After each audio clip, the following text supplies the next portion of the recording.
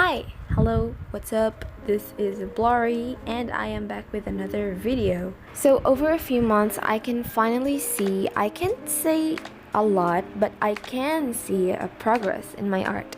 So how did I improve? Well, that, my friends, is what this video is all about. So while I'm talking here, I'm gonna show you this process video of how I painted this lovely girl. This reference is from Natalia Seth. Make sure to visit her account on Instagram, it's lovely. Okay, so before we get to the topic, I'm gonna mention the materials that I used.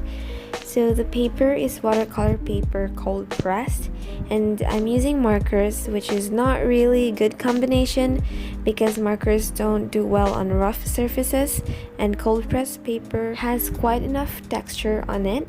So let's say it's not a very good idea to use them together, but I'm gonna use watercolor later on for the skin. That is why I decided to use watercolor paper. Okay, now on to the main topic, quarantine. What can you say about this word? Do you describe it as boring because you can't hang out with your friends? Game time? Chill time? Happy, contented? Or hooray, more time for anime? Or K-drama, Netflix? Family time? Workout? Or it could be anything. My point is, during this quarantine, there is always that one thing we did that we might have done before but didn't have time to do it more often, or something we did out of boredom and we kind of get attached to it. In my case, that would be art. I do art before quarantine started, but just like I said, we didn't have much time to do it more often. And I can say that during quarantine, I saw a little bit of progress in my art skills. Okay, so what did you do? Well, during quarantine, we're not allowed to go out, especially when you're still not at the right age, so I basically didn't have much of a choice. So, how did I improve my art? Well, there are various reasons. Number one is I don't go out a lot even before quarantine. How does this help? Well, since I don't go out that much, I don't spend my time getting upset about not being able to go to parties, go on vacation, or hang out a lot with friends. Instead, I look to the bright side of it. I took the chance to do more of my hobbies like watching anime, watched TV series, rewatched Atla, that's my favorite.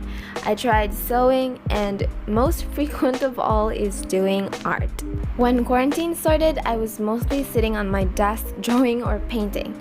My parents even worry about me not getting enough sunlight and exercise. But what can I do? I just really enjoyed spending my time doing art. I thought it was only gonna last for about weeks, but until now I've been doing art. Okay, so the second reason is that I watch a lot of YouTube art vlogs, be it DIYing, speed paints, art challenges, unboxings, reviews, and most importantly, art tutorials.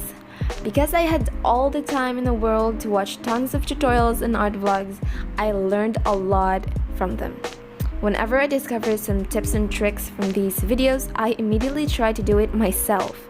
I may not be able to do it at first try, but a few more attempts will surely help me improve. So if you watch tutorials, there is no guarantee. There is no guarantee. Okay, so if you watch tutorials, there is no guarantee that it will work for you. You have to try and try until you succeed. Also, watching a lot of tutorials help you get to know more about the techniques of how to use a particular medium like watercolor, acrylic, etc. And because you practice a lot, of course, there will always be a progress. Number 3. Of course, since we can't go out, we get stuck with our phones, which means social media. And again, I was busy scrolling through Instagram, TikTok, and YouTube, and seeing a lot of artists out there made me become more eager.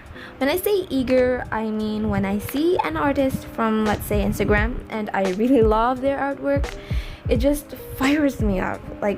It's like every good artist that I find fuels me up to do more art and push myself to improve. In other words, good artists really inspire me. So, artists out there, I'm so thankful to have seen your beautiful artworks. It really inspires me.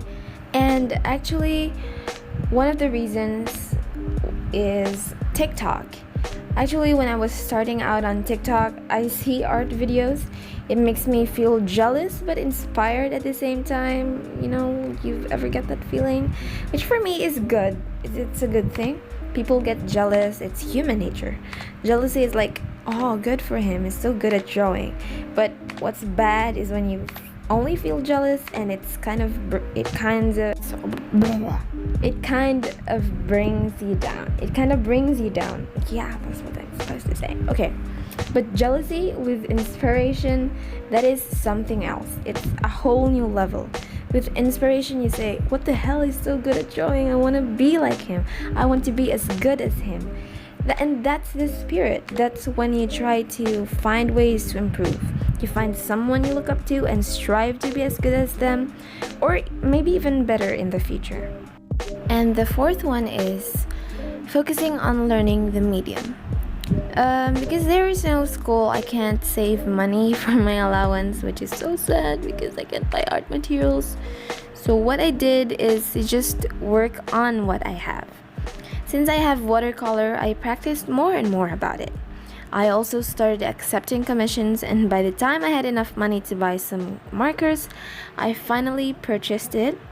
And then I took a break from using watercolor and started getting to know more about the markers. I made quite a lot of pieces from it, actually, and now that I finally somehow understood the basics of it, I finally decided to use both at the same time. The only thing that came in between was the paper. I should have known markers don't do well on rough surfaces, but I kind of covered it with watercolor and layered the markers until they look decently even. So yeah, what I'm saying is that having a lot of art materials is not what's important. It's about mastering the medium and the paper. If you only have crayons, then go for it.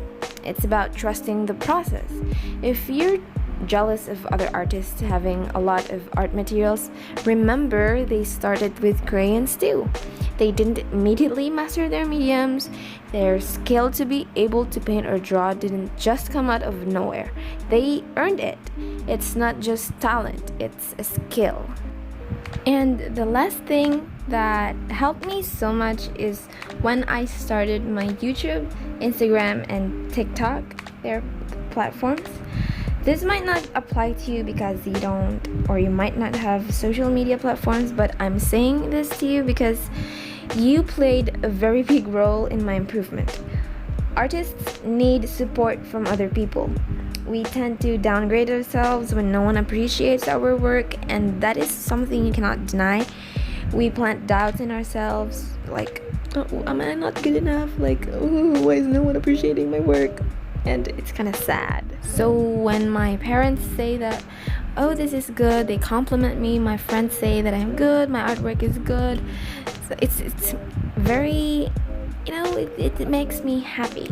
So when I started gaining a lot of support from you guys, it was enough to motivate me and brought me here today. Getting compliments from parents and friends are enough for me. But when I started to gain more supporters, I feel even more encouraged. And that, my friends, is how I improved my art during quarantine. So that is all, you guys. I hope you liked my video, and please subscribe to my YouTube channel if you haven't, and make sure to leave a like and comment. Okay, I'm done.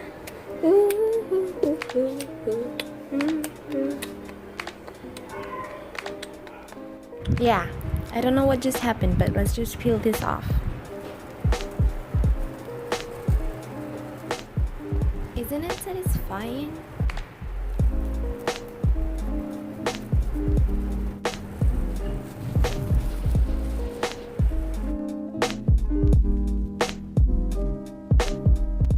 Ta-da! It's done, and I really love it. I hope you do. Also, please don't forget to support me on Instagram at Blurry. And that is all. Bye!